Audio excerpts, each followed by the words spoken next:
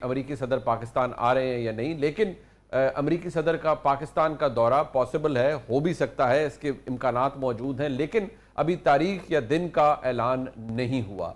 इसका ताल्लुक पाकिस्तान के सोशल मीडिया से भी एक तरह से जोड़ा जा सकता है कि अगर ऐसी कोई डेवलपमेंट होती है तो फिर बहुत से लोग बगैर किसी वाजे खबर के बहुत सी बातों को जोड़ने लग पड़ेंगे। उसका वाजे ताल्लुक इस बात से जोड़ने लग पड़ेंगे कि अमरीकी सदर अगर पाकिस्तान तशरीफ लाएंगे तो उसका ताल्लुक बिल वास्ता बिला वास्ता तौर पर इमरान खान साहब की रिहाई से होगा। बहरहाल पाकिस्तान की सियासत के अंदर ये सवाल अपनी जगह मौजूद है कि एक मकबूल जमात के साबिक वज़ीर आज़म पाबंद सलासिल हैं केसेस की वजह से, लेकिन क्या उनकी गिरफ्तारी के बाद उनकी रिहाई, जिसको अब 5 अगस्त को 2 साल हो जाएंगे, वो मुमकिन है या नहीं। उनकी जमात एक तहरीक का ऐलान कर चुकी है कि 5 अगस्त को वो इमरान खान साहब की जो डायरेक्शंस हैं उनके साथ साथ या उनकी वजह से 5 अगस्त को उरूज पर होगी।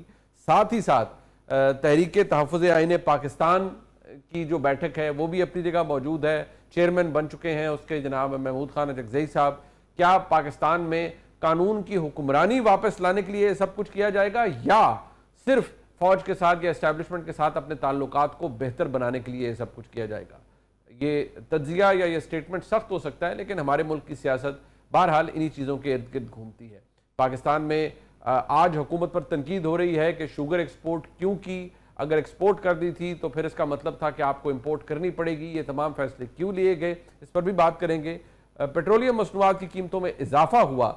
जब आज की हुकूमत अपोजिशन में थी तो उस वक्त तनकीद किया करती थी, आज ये हुकूमत खुद तनकीद का शिकार है। अहम मामला इस पर बात करने के लिए हमारे साथ मौजूद हैं सीनियर सहाफ़ी जनाब अहमद साहब, किसी तारुफ के मोहताज नहीं है। इफ्तिखार साहब आपका बहुत शुक्रिया। जनाब रऊफ़ क्लासा साहब सीनियर सहाफ़ी हैं, बहुत शुक्रिया जनाब रऊफ़ क्लासा साहब। मंसूर अली खान साहब सीनियर सहाफ़ी हैं जी, हम न्यूज़ पे अपना प्राइम टाइम शो करते हैं और पाकिस्तान का बहुत ही कामयाब डिजिटल प्लेटफॉर्म रन करते हैं। बहुत शुक्रिया मंसूर अली खान साहब आपका भी। एक क्लिप में ज़रूर आपकी नज़र करना चाहूँगा, वो है हुकूमती रवैया या हुकूमती पोजीशन जो वज़ीर मुमलिकत बराए दाखिला तलाल चौधरी साहब की है। वो क्या फरमान है सुनिए। ये हुकूमत का मौक़िफ़ है।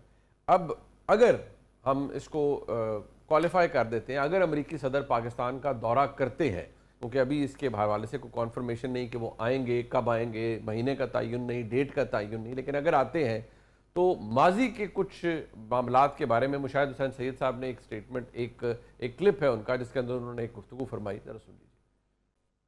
आज हालात मुख्तलिफ हैं, लेकिन बहरहाल बहुत से लोग इसकी मुमासलत उन हालात से जोड़ेंगे किसी न किसी तरीके से। इफ्तिखार साहब, सबसे पहले मैं आपके पास आऊँगा। सर, ये फरमाइएगा, ये तहरीक तहफ़्फ़ुज़ आईन पाकिस्तान बुनियादी अहदाफ या बुनियादी मकसद ये जी मुल्क में कानून और आइन की हुक्मरानी वापस लाई जाए, इमरान खान साहब नाहक कैद है उनकी रिहाई करवाई जाए। साथ अगर हम इसे जोड़ लें कि पाकिस्तान तहरीक इंसाफ क्या करना चाह रही है और 5 अगस्त को नुक्ता अरूज पर तहरीक को ले जाना चाहती है, क्या कोई प्रोस्पेक्ट्स हैं इस तहरीक के कामयाब होने के? अगर कोई फिर किसी वाशरूम में किसी की मुलाकात मुतवक्को है तो वो उसके बारे में तो मुझे इल्म नहीं कि कौन वाशरूम में जाके किससे मिल के क्या गारंटी और क्या एश्योरेंस हासिल करता है, ये मैं नहीं जानता। जहाँ तक आपके सवाल का ताल्लुक है, बिल्कुल within the constitutional framework हर आदमी को एहतजाज का हक है, subject to the rules, regulation and laws of the country. बिल्कुल 5 अगस्त को कोशिश करें, उनको हक है, बिल्कुल that is their right to do it. और जहाँ तक है रिहाई का ताल्लुक, अदालतें जो फैसला करें हमें उसका एहतराम करना चाहिए। अगर प्रोसिक्यूशन के पास उनके खिलाफ स्ट्रॉन्ग विटनेसेस हैं तो फिर उनको सज़ा होगी, और अगर प्रोसिक्यूशन का हाल वही है जो मैं माजी से देखता आ रहा हूँ तो फिर उनको रिहाई हो जाएगी। बड़ा पॉइंट ब्लैंक और बड़ा क्लियर मौक़िफ़ है। मंसूर अली खान साहब, ये जो तहरीक है इसका ताल्लुक आइन और कानून की हुक्मरानी की बहाली से है या इसके अहदाफ सिर्फ ये है कि इमरान खान साहब को रिहा करवाया जाए और जो आज का निज़ाम चलाने वाले मुक़्तदरा है उसके साथ दोबारा एक नई सेटलमेंट की जाए?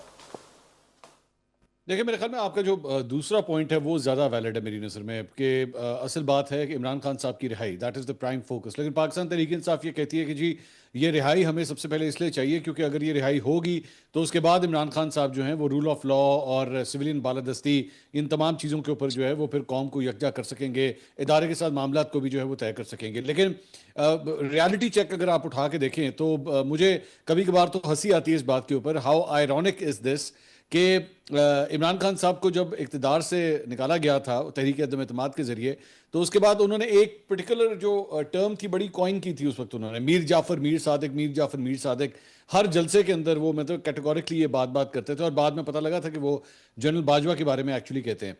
तो आज सूरत हाल ये है कि पूरी पाकिस्तान तहरीक इंसाफ एक दूसरे को इसी तरह देखती है कि जनाब मीर जाफ़र मीर सादिक, और मैं तो हैरान होता हूँ कि अभी एक लड़ाई ख़त्म नहीं होती आपस में, रहनुमाओं की अभी एक लड़ाई खत्म नहीं होती है। सलमान अकरम राजा साहब और आलिया हमजा साहिबा की अभी लड़ाई जो है वो भी ठंडी नहीं हुई थी कि कल रात को एक नई लड़ाई स्टार्ट हो गई है, और इस मरतबा वो है सजाद बरकी साहब के हवाले से जो अमेरिका में होते हैं।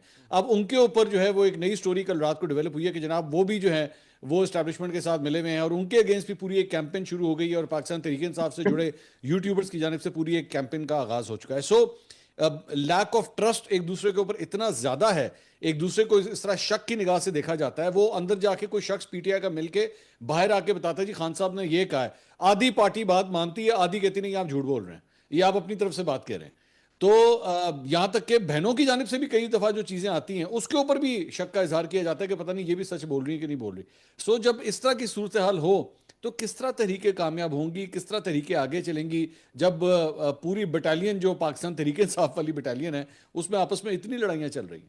प्रासी साहब, ये तहरीक की नाकामी की वजह इन फाइटिंग पीटीआई की हो सकती है या कोई और कैटलिस्ट नहीं है? तहरीक इंसाफ के पास कोई मुद्दा नहीं है जिसको बेस बनाकर वो इमरान खान साहब की रिहाई करवा सके, इस निज़ाम के ऊपर जोर डाल सके, कोई बैरूनी दबाव क्रिएट कर सके? ये बड़ा आपका अहम सवाल है। जो मेरा ख्याल खान साहब को और उनकी पार्टी को प्रॉब्लम हो रहे हैं जिसकी वजह से वो कोई जॉइंट या कोई बड़ी किस्म की तहरीक नहीं चला पा रहे, वो पंजाब है। अब तक केपीके का ये मतलब उन पर जितना भी दबाव था, जोर था, खान साहब भी आपको आपको याद होगा जब वो इक़्तिदार से बाहर निकले थे तो उन्होंने पहले तौर पर रुख जो है ना वही किया था, केपीके में किया था। उन्होंने नौजवानों को तैयार किया, पश्तूनों को, उनको वहां पे बहादुरी पे, उनकी उनकी ब्रेवरी पे। आपको पता है खान साहब जो है ना यहाँ पे अगर किसी को बहादुर समझते हैं या किसी की तारीफें करते हैं या अखबानों की, वो अखबान तालिबान की करते हैं तो उनके बाद हमारे पश्तून भाइयों को करते हैं। बाकी तो मैंने कभी उनके मुंह से नहीं सुना, कभी पंजाबियों को कहा हो, कभी सराइकियों को, सिंधियों को, बलोचों को, पोटवारी, कश्मीरी, बल्ती, इनको तो कभी नहीं सुना कि ये भी बड़े गैरतमंद लोग हैं, बहादुर लोग। हमेशा वो अखबानों के अखबान तालिबान ही उनके लिए आपको पता है रोल मॉडल रहे हैं, उनके आज तक हैं, वो हम सब देखते हैं, जानते हैं। सो उनके जहन में भी यही कंसेप्ट है जनाब के आपको ज्यादा जो आपको सपोर्ट मिलेगी वो पश्तून आएंगे और इस्लामाबाद पे लड़ेंगे, झगड़ेंगे, अपने गन्ने भी लाएंगे। और वही कुछ हुआ भी सही, हमने 3-4 दफा देखा। अब पश्तून भी थोड़ा सा या तो समझदार हो गया, थक गया है, वो भी फटीक का शिकार हुआ है। अब उन्हें लगता है कि हमने कुछ ठेका लिया, पंजाब से लोग क्यों नहीं आते? पंजाब के लोग भी तो हैं, 12 करोड़ की आबादी, आप वहां से भी इलेक्शन जीते हुए हैं, आपके वहां भी पार्टी के एल्डर्स हैं, पार्टी के लोग हैं, तो उनको लेकर आए। अब पंजाब से निकलता कोई नहीं है। अब जो उनके लिए प्रॉब्लम ये खान साहब के लिए हो रहा है या उनकी पार्टी के लिए हो रहा है, वो ये कहते हैं भाई साहब हमने वोट दिए, हमने आपको पहले भी वोट दिए, बाद में आपकी इंतहाई पुअर गवर्नेंस के बावजूद जब उस्मान बुजदार साहब को आप लेकर आए इस्लामाबाद में, हमने देखे खुद खान साहब ने कहा था, आपको याद होगा, हाथ बांध के अल्लाह का शुक्र है जी मुझे निकाल दिया इन्होंने ये इक़्तिदार से, नहीं तो हम तो किसी को कोई इलेक्शन नहीं जीत सकते थे। अगला वो खुद कहते थे, मैं नहीं कह रहा, उनकी अपनी वो चीजें सामने है। इसके बावजूद उनकी लक अच्छी थी, वो दोबारा पॉपुलर हो गए। अब पॉपुलैरिटी के लोग मतलब वोट देने को तो तैयार हैं, अब लोगों के अपने ये खानदान है, अपनी फैमिलीज हैं, अपने बच्चे हैं, लोग मार खाने को तैयार नहीं है, एक नॉर्मल लाइफ वो गुजारना चाहते हैं। एब्सोल्युटली, वो मतलब आपके लिए और क्या करें। अब कोई बात है, जेलों में भी बेचारे गए हैं, उन्होंने सख्तियां भी देखी हैं, 9 मई भी हुआ है, फिर उसके बाद उनको 6-6 महीने, 1-2 साल के लिए वो अभी तक उनको सजाएं भी हुई हैं, ठीक हो गया। तो उसके बाद वो क्या आपसे आप एक्सपेक्ट करें? तो मैं ये समझता हूँ फटीक का एलिमेंट हुआ है, और प्लस जो इनकी टॉप लीडरशिप थी वो तो आपकी पॉलिटिकल लीडरशिप थी, जो लोगों के साथ कनेक्टेड थी, जो पीटीआई के लोग जिनको जानते थे, ट्रस्ट करते थे, वो या गायब हो गई है, या मुकदमे हो गए हैं, या अंडरग्राउंड है, या जेलों में। अब जो नई लीडरशिप इस वक्त आपके सामने खड़े सारे मोस्टली वकील हैं, और वकीलों के आपस में लड़ाई। आपका क्या ख्याल है? अहमद खान साहब हूँ, लतीफ खोसा साहब हूँ, या उसके बाबर अमान साहब हूँ, शेख शहीन साहब हूँ, बैरिस्टर अली जफर साहब और सलमान अकरम राय साहब की तो क्लासिक एग्जाम्पल है कि वो दे डोंट गेट अलोंग। जी जी। अच्छा, ये सारे नहीं हुए। अगर मैं जाती तौर पर जनरल लतीफ खोसे साहब और बाबर रहमान साहब की नहीं बनती, नहीं मैंने हामिद खान साहब की इन दोनों से नहीं बनती। आप इतने हैवी वेट्स रखे हुए हैं जो आपके लोग हैं, वो जब आपस में उनकी आपस में नहीं बनती तो पार्टी के साथ अफिलिएशन तो बड़ी नहीं है। राइट, वो खान साहब के लिए क्यों अपनी जाने देंगे? वो क्यों बंदे इकट्ठे करें? Fair point, that's a fair point. आपको याद अलीमा खान साहबा ने कहा था, बिल्कुल लास्ट अलीमा खान साहबा ने कहा था, आपको याद हो, उन्होंने कहा वकील है, इन्होंने यहाँ पे 2-4 दिन केस लड़े, अपनी एमएनए सेनेटर की टिकटें लेके निकल गए, अब हमें नजर कोई नहीं आता। सो आपने जब इस तरह का क्राउड इकट्ठा कर लिया जिनका लोगों के साथ ताल्लुक नहीं है, जो पैसे लेके किसी का केस लड़ते हैं, तो आपको क्यों लगता है कि आपके लिए बंदे इकट्ठे करेंगे, जेलों में जाएंगे और वो पैसा लगाएंगे, फंड लगाएंगे और बंदे लाएंगे? एब्सोल्युटली। अच्छा, एक बात इफ्तिखार साहब, अभी आपने कहा अगर कानून और आइन के मुताबिक कोई तहरीक हो तो वो भी चलनी चाहिए। दूसरा आपने कहा अदालतों से जो इसको कानून के मुताबिक रिलीफ मिले बिल्कुल मिलना चाहिए, शवायद कमजोर हैं तो रिहाई हो जाएगी।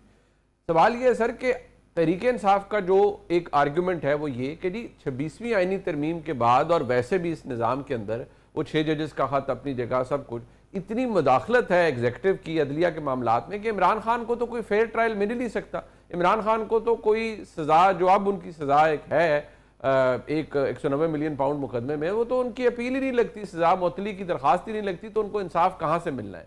हमने माजी में भी देखा कि जब मियाँ नवाज शरीफ साहब ज़ेर अताब थे, उनकी फैमिली ज़ेर अताब थी, उनको बस कभी लीव मिल जाता था, कभी नहीं मिलता था, और फिर शौकत अजीज सिद्दीकी साहब की मिसाल हमारे सामने है।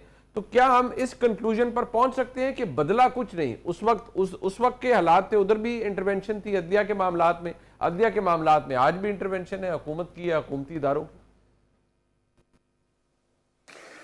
मैं आपसे ये पूछ सकता हूं कि पाकिस्तान के अंदर क्या सिर्फ एक कैदी है?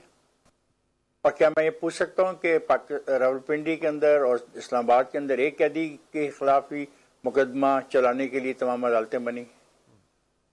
नहीं, क्या बातें हम करते हैं? दुरुस्त बात है, एक नहीं जो बेनिफिट, एक सेकंड, ये बेनिफिट ऑफ डाउट देने के लिए मैं शाबाश देता हूं पीटीआई को कि जिस दिन से वो जेल में गया है हम उसके अलावा प्रोग्राम करते ही नहीं है। प्रोग्राम का आगाज उससे शुरू करते हैं और प्रोग्राम का खात्मा भी उसी से शुरू करते हैं, तमाम के तमाम टेलीविजन वाले, ऑलमोस्ट तमाम एंकर, और ये है उनकी कामयाबी। आपका ये सवाल कि 26वीं तरमीम से पहले ये गिरफ्तार हुए हैं, ये 26वीं तरमीम के बाद ये गिरफ्तार हुए हैं? बहुत पहले गिरफ्तार हुए। इसका भी तो जवाब मुझे चाहिए, मुझे इसका भी जवाब चाहिए।